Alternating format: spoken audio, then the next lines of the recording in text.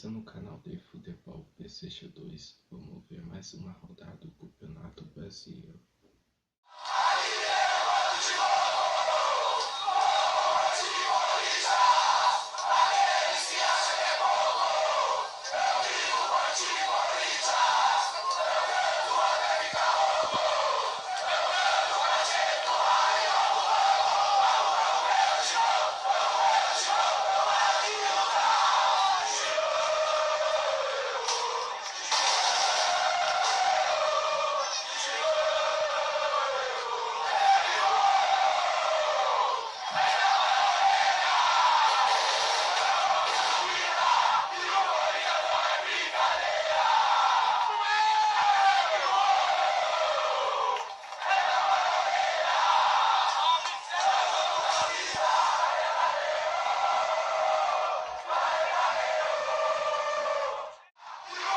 Corinthians 0, Flamengo 0, deu empate o jogo, Corinthians 0, Flamengo 0, Corinthians 0, Flamengo 0, 0x0 o jogo, Corinthians 0, Flamengo 0.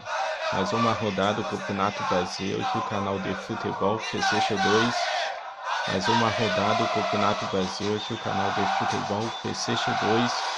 Corinthians 0, Flamengo 0. 0x0 o jogo, 0x0 Corinthians e Flamengo, Corinthians 0, Flamengo 0. O que você achou desse jogo, MC 100%? Fala aí, MC 100%, o que você achou desse jogo? Então, sou MC 100%, eu achei o jogo bom, os dois times mereceu o empate, o Flamengo e o Corinthians mereceu o empate, e é isso, os dois times mereceu o empate e eu sou o MC 100%.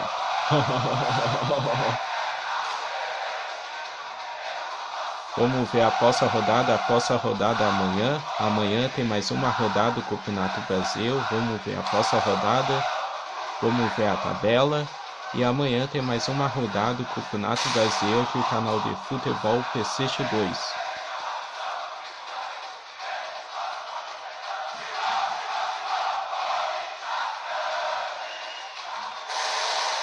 Essa foi a rodada nessa quinta-feira, essa foi a rodada, hoje é quinta-feira, essa foi a rodada nessa quinta-feira. Amanhã tem mais uma rodada do Campeonato Brasileiro aqui, o canal de futebol PlayStation 2, amanhã tem mais uma rodada do Campeonato Brasileiro, aqui o canal de futebol PlayStation 2.